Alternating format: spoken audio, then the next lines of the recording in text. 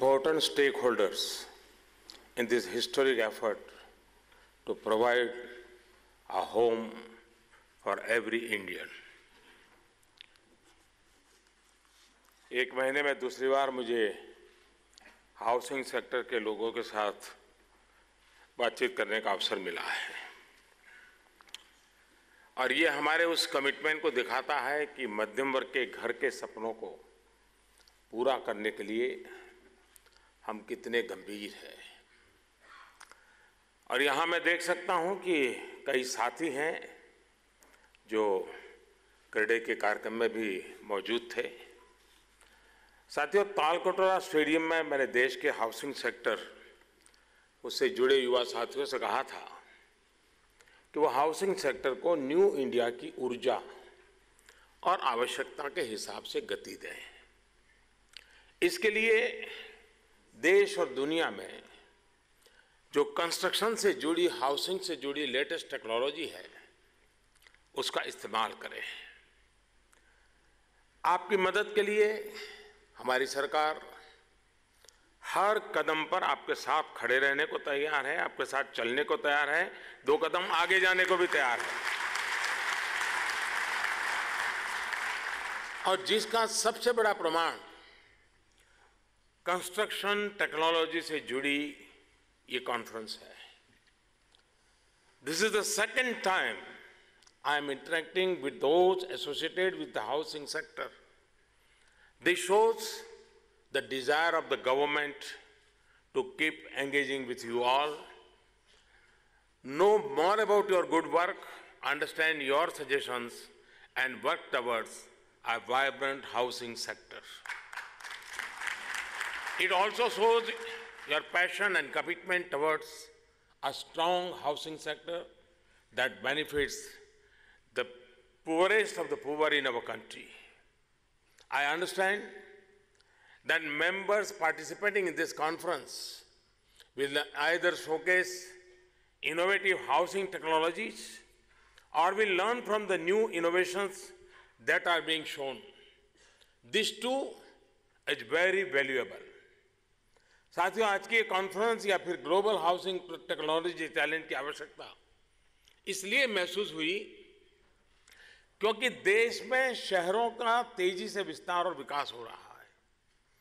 भारत उन देशों में है जहां बहुत फास्ट अर्बनाइजेशन हो रहा है। तेजी से बढ़ते शहरीकरण के चलते नए घरों की आवश्यकता भी उतनी ही तेजी से महसूस की जा रही है। साथियों, हमारी सरकार ने हाउसिंग सेक्टर की शक्ल बदलने के लिए 7 फ्लैगशिप मिशन पर एक साथ काम किया है। स्वच्छ भारत अभियान, प्रधानमंत्री आवास योजना, दीनदयाल अंत्योदय योजना, नेशनल अर्बन लाइवलीहुड मिशन, हृदय और अमृत जैसे महत्वपूर्ण कार्यक्रम लागू किए गए हैं। इसके साथ ही शहरों के ट्रांसपोर्ट में बदलाव और स्मार्ट सिटी जैसी योजनाएं भी चल रही है। इसी को ध्यान में रखते हुए आज हमारे सामने अलग अलग ज्योग्राफिकल कंडीशंस के हिसाब से घर बनाने की चुनौती है। साथियों, इन चुनौतियों को ध्यान में रखते हुए हमारी सरकार ने कंस्ट्रक्शन सेक्टर के लिए एक होलिस्टिक अप्रोच के साथ काम किया। घर बनाने वालों और घर खरीदने वालों दोनों को ही किस तरह की दिक्कतें आ रही थी, उन्हें ध्यान में रखते हुए हमने फैसले लिए। हमने सबसे ज्यादा जोर अफोर्डेबल हाउसिंग पर दिया। दूसरा, हमने रियल एस्टेट सेक्टर से जुड़े कानूनों को ठीक किया। तीसरा, हमने स्किल डेवलपमेंट पर काम किया। और चौथा, इन सबके साथ साथ हमने हाउसिंग सेक्टर में टेक्नोलॉजी को भी इंप्रूव करने पर ध्यान दिया। आज का ये कार्यक्रम भी उसी की एक कड़ी है। और मुझे याद है कि प्रगति की एक मीटिंग में, शायद आपको मालूम होगा ये मेरी प्रगति की मीटिंग क्या होती है, इसलिए मैं उसके विस्तार में जाता नहीं हूं। और प्रगति की एक मीटिंग में मैंने मंत्रालयों को ग्लोबल चैलेंज प्रोसेस अपनाने की सलाह दी थी। आज मुझे खुशी है कि आज global housing technology challenge India के जरिए आप सभी यहां पर है। Friends, a house is not only for walls. It is that place where the power to dream comes and aspirations are fulfilled. A home is as much about dignity and security as it is about shelter. It always shocked and saddened me that in a nation like ours, several people do not have their own home. We have been working to solve this situation in the form of the Pradhan Mantri Awas Yojana. It is my dream that every Indian has a Pakka house by 2022, and we are walking the talk in this regard. During our tenure, our 1.3 crore houses have been made already. To give you an idea of the scale, the previous government made only 25 lakh houses. The numbers speak for themselves. Our work does not stop at making four walls. We are ensuring the houses have water connection, power connection, Ujjwala connection, and other such facilities. The quality of house and the space per home has also improved in the last 4.5 years. But there is more to be done, and for that I seek the support of the private sector. And what better way to do it than be global housing challenge? Let us work together, enhance our capacities, and do something that helps the poorest of the poor. साथियों, हमारे देश में जिस तरह गरीबों और निम्न मध्यम वर्ग के लिए अपने घर का सपना दूर होता जा रहा था, वो स्थिति ठीक नहीं थी। इसे स्थिति को बदलने के लिए अनेक स्तर पर एक साथ काम किया गया। हमने कोशिश की कि गरीब और सामान्य मध्यम वर्ग को घर खरीदने में जितनी भी मुश्किल आ रही है, जो भी उसकी चिंता है, उसका एक एक करके समाधान किया जाए। आज हमारी सरकार के प्रयासों का ही असर है कि होम लोन पर ब्याज दर पहले से मुकाबले कम हुई है।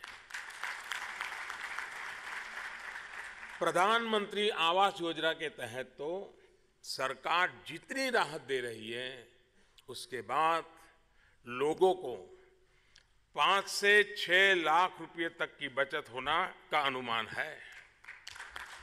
यानी अगर किसी ने 19-20 लाख रुपए का कर्ज 20 साल के लिया है, तो सरकार की योजनाओं की वजह से उसके 5-6 लाख रुपए सीधे सीधे बचना तय है। साथियों, हमारी सरकार ने इनकम टैक्स और इनडायरेक्ट टैक्स से जुड़े नियमों में भी बदलाव किया है, और ये इसलिए किया गया कि गरीब और मध्यम वर्ग के पास एक तो घर खरीदने के लिए ज्यादा पैसा बचे और घर की कीमतें भी कम हो। हाल ही में 2 बड़े महत्वपूर्ण फैसले सरकार और जीएसटी काउंसिल ने लिए। इनकम टैक्स की बात करें तो 5 लाख रुपए तक की टैक्सेबल इनकम पर टैक्स 0 कर दिया गया है। इसके अलावा अब 2 घरों के अनुमानित किराए पर कोई इनकम टैक्स नहीं देना होगा। इसी तरह कैपिटल गेन्स टैक्स से छूट अब एक के बजाय 2 घरों पर मिलने वाली है।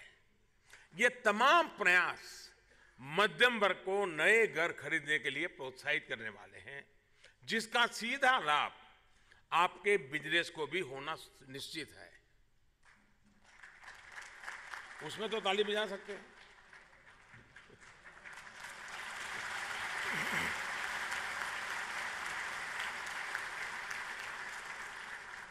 साथियों, जीएसटी ने भी रियल एस्टेट के कारोबार को डेवलपर्स और ग्राहक दोनों के लिए बहुत आसान किया है। हाल में ही कंस्ट्रक्शन सेक्टर पर जीएसटी को बहुत कम किया गया है। एफोर्डेबल हाउसिंग पर जीएसटी 8% से घटाकर 1% कर दिया गया है और वहीं अंडर कंस्ट्रक्शन हाउसिंग प्रोजेक्ट्स पर जीएसटी 12% से घटाकर 5% किया गया है। मध्यम वर्ग के लिए बन रहे घरों के प्रोजेक्ट में फंडिंग की समस्या ना हो, इसके लिए एफोर्डेबल हाउसिंग फंड भी बनाया गया है। Friends, we understand that in order to make more homes and better homes, we also have to be sensitive to the suggestions of those in the housing sector. And we are doing that. We have been working to strengthen and reform the housing sector.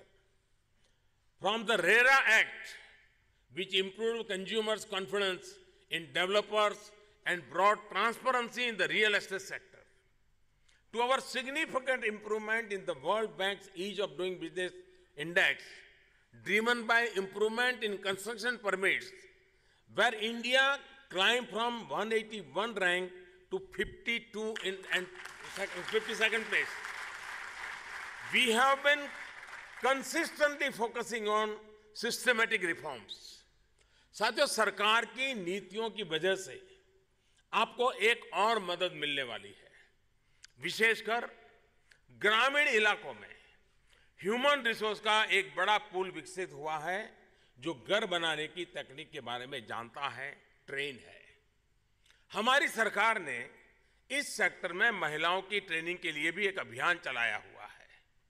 इस प्रशिक्षण अभियान के बाद हजारों महिलाएं, पहले हमारे यहाँ जो गांव में काम करते थे, शब्द होता था राजमिस्त्री, पहली बार एक बदल आया है।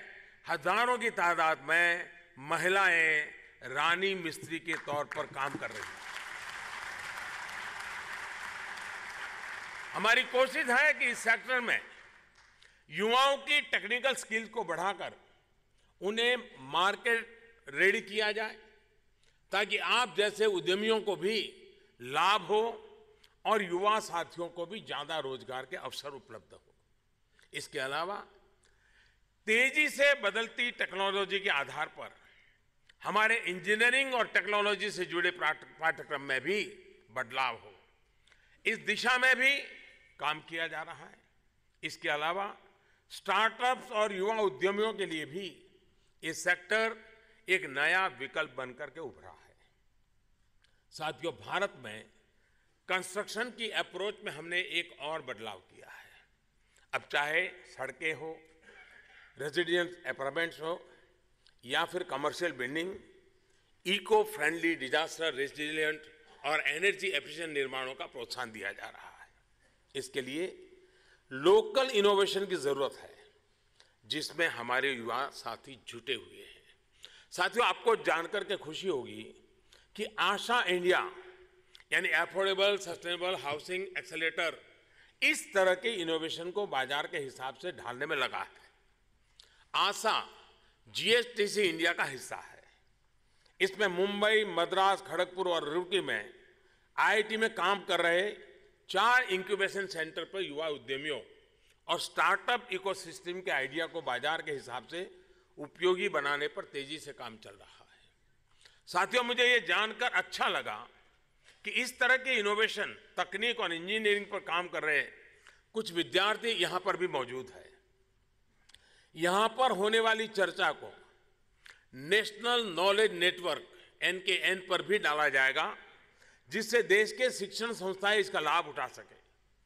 यहां जिन चुनौतियों पर चर्चा होगी, उन्हें सुलझाने के लिए इसी नेटवर्क के जरिए एजुकेशनल इंस्टीट्यूट्स को भी मौका दिया जाएगा।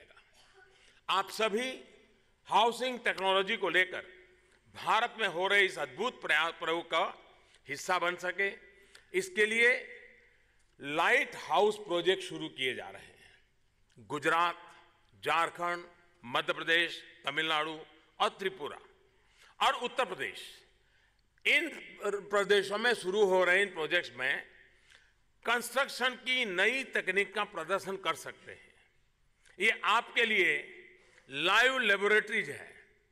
यहां पर आप वेबकास्ट डेमो जैसी टेक्नोलॉजी के माध्यम से देश के युवा प्रोफेशनल से इंटरेक्ट कर सकते हैं। साथियों, GSTC इंडिया एक ऐसा प्लेटफॉर्म है जिसके जरिए भारत का construction sector ecosystem international level का बन सकता है। इसके माध्यम से हमारी चुनौतियों के ग्लोबल सॉल्यूशंस हमें मिल पाएंगे। आपके उत्साह को देखते हुए मैं कह सकता हूं कि कंस्ट्रक्शन क्रांति की शुरुआत है और हम अपने शहरों के कंस्ट्रक्शन सेक्टर को ग्लोबल स्टैंडर्ड के हिसाब से बनाने की दिशा में आगे बढ़ने वाले हैं।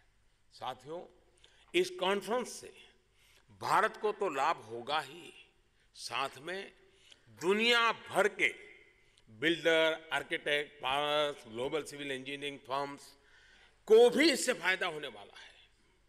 हम एक दूसरे से बहुत कुछ सीखने वाले हैं। साथियों, न्यू इंडिया के नए बिजनेस एनवायरनमेंट में आपके सेक्टर के लिए बहुत संभावनाएं हैं। देश में न्यू मिडिल क्लास का तेजी से प्रसार हो रहा है। भारत दुनिया के उन चुनिंदा देशों में है जहां घरों की डिमांड सबसे तेजी से बढ़ रही है। हम इस डिमांड को पूरी कर पाए, कंस्ट्रक्शन में आधुनिक टेक्नोलॉजी का अधिक से अधिक उपयोग हो, इसके लिए मैं अप्रैल 2019 से लेकर के मार्च 2020 के वर्ष को कंस्ट्रक्शन टेक्नोलॉजी ईयर के तौर पर भी घोषित करता हूं। साथियों, आज यहां पर मुझे एक एटलास का लोकार्पण करने का भी अवसर मिला। परिस्थितियां कैसे बदलती है, आपको आश्चर्य होगा। हमारे देश में डिजास्टर रिलेटेड विषय सबसे पहले एग्रीकल्चर डिपार्टमेंट में हुआ करते थे और सालों तक वो कृषि विभाग का हिस्सा था, क्योंकि हमारे यहाँ डिजास्टर का मतलब बाढ़ और सूखा, यहाँ तक सीमित सोच थी और इसलिए एग्रीकल्चर सेक्टर के लोग इसको हैंडल करें। गुजरात में 2001 में भूकंप आने के बाद ध्यान में आया कि ये एक बहुत बड़ी चैलेंज है और उसके बाद उस महत्वपूर्ण इकाई को वहाँ से निकाल करके होम मिनिस्ट्री को दी गई, जो कि स्टेट का कोऑर्डिनेशन करती है। यानी एक बहुत बड़ा पैराडाइम शिफ्ट था, ये अटल जी की सरकार के समय किया गया। उसके बाद गुजरात में 2001 में भूकंप आया था तो पता था कि इन चीज़ों को हम घटना होने के बाद कुछ करेंगे, उसके पहले हमें देश को अब इसके लिए तैयार करना होगा। गुजरात में पहले डिस्ट्रिक्ट लेवल पे इस प्रकार के डिजास्टर की संभावना वाले इलाके, उसके भिन्न भिन्न तरीके, कहीं पर केमिकल की समस्या हो सकती है, कहीं पर G5 जोन की समस्या हो सकती है, ऐसे अलग अलग मैप डिस्ट्रिक्ट वाइज और विलेज तक बनाने का प्रयास हुआ था। मुझे खुशी है कि आज भारत सरकार ने उस विषय को और एक्सपांड करते हिंदुस्तान के हर क्षेत्र, और मैं चाहूँगा कि कंस्ट्रक्शन की दुनिया से जुड़े कोई भी हो, सिर्फ बिल्डिंग नहीं, कोई भी, इवन पाइपलाइन डालने वाले, गैस की पाइपलाइन डालने वाले भी इस एटलास को ध्यान में रखते हुए ही अपनी योजना करें। और मैं तो सरकार को भी कहूँगा कि अंदर अपनी टेंडर सिस्टम में भी इसका रेफरेंस लाना चाहिए कि आपने इस एटलास को स्टडी किया है, जहाँ पर आप काम करने वाले हो, इस एटलास में जिन चीज़ों को बताया गया है उसको आप कैसे एड्रेस करने वाले हो।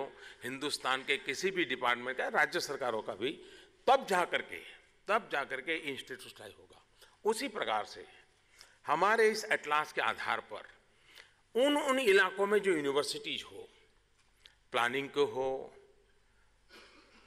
या इंजीनियरिंग की हो या आर्किटेक्चर हो या स्ट्रक्चरल वाले हो, उनके वहाँ के सिलेबस भी उस एरिया की वनरेबिलिटी को ध्यान में रख करके बनानी चाहिए, ताकि वहाँ जो ह्यूमन रिसोर्स डेवलप होगा उसको, क्योंकि वो ज़्यादा तो उसी इलाके में काम करने वाला है, तो उसको पता चलेगा कि मेरे यहाँ ये चैलेंजेस हैं, तो मेरे इस कंस्ट्रक्शन की दुनिया के काम इसी प्रकार से होंगे। और इसलिए मैं चाहूँगा कि आप सबके यहाँ अपनी अपनी कंपनीज में, अपने लोगों, एक्सपर्ट लोगों के साथ एक एटलास पर 2-2 दिन के वर्कशॉप करने चाहिए। एटलास समझना, उनसे उनके रिलेटेड क्या चीज़ें हैं उसको देखना, क्योंकि इन चीज़ों को हमें आगे ले जाना होगा। और देखिए भारत की ताकत क्या है। बहुत सी चीज़ें होती हैं जिस पर हमारे देश का ध्यान कम जाता है। आप जितने भी ये कंस्ट्रक्शन वाले लोग हैं, भारत लंबे समय के लिए अच्छे कंस्ट्रक्शन कैसे करे उसमें आपकी महारत है। लेकिन जिन्होंने इस बार का कुंभ का मेला देखा होगा उनको पता चलेगा कि मेकशिफ्ट अरेंजमेंट भी कितनी उत्तम बनाई जा सकती हैं, कितनी टेक्नोलॉजी ड्रिवन बनाई जा सकती हैं, इस देश ने करके दिखाया है। गंगा के तट पर 40 दिन के अंदर 22 करोड़ से ज्यादा लोग इकट्ठे होते हो। हर दिन गंगा के तट पर यूरोप का एक देश एक प्रकार से इकट्ठा हो जाता हो। वहां पर स्वच्छता इतनी बढ़िया हो सकती है, ये देश ने दिखाया है।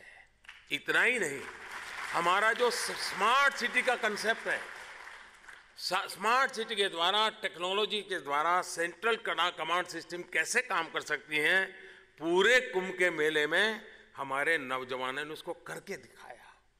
यानी हमारा देश उस सामर्थ्य को रखता है। हम अगर उसकी तरफ नजर करें, देखें कि किस प्रकार की व्यवस्थाएं हमारे लोग विकसित कर सकते हैं। अगर मेकशिफ्ट अरेंजमेंट इतनी उत्तम हो सकती हैं तो परमानेंट व्यवस्थाएं तो शायद दुनिया के रूप में एक मॉडल बन सकती है। और मुझे विश्वास है कि ये 2 दिन का हम लोगों का मंथन उन चीजों को लेकर के आएगा जो आपकी कंपनी की स्थिति तो सुधारे, मुझे खुशी होगी, लेकिन इस सेक्टर की स्थिति को भी सुधारे, उसमें नई ताकत लाए, नई गति लाए, नयापन लाए, ये बहुत आवश्यक है। और अब मान के चलिए, हिंदुस्तान जो भी करेगा दुनिया उसको गौर से देखती है।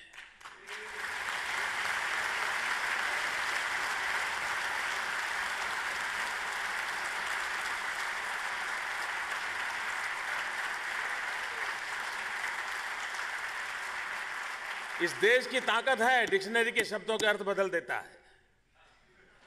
कभी अभिनंदन का अंग्रेजी होता था कांग्रेचुलेशन, और अब अभिनंदन का अर्थ बदल जाएगा।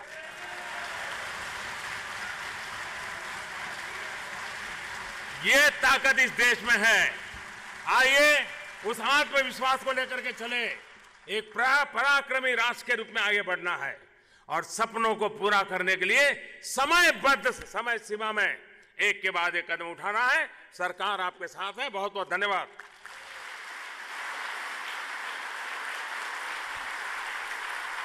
बहुत बहुत धन्यवाद माननीय प्रधानमंत्री जी।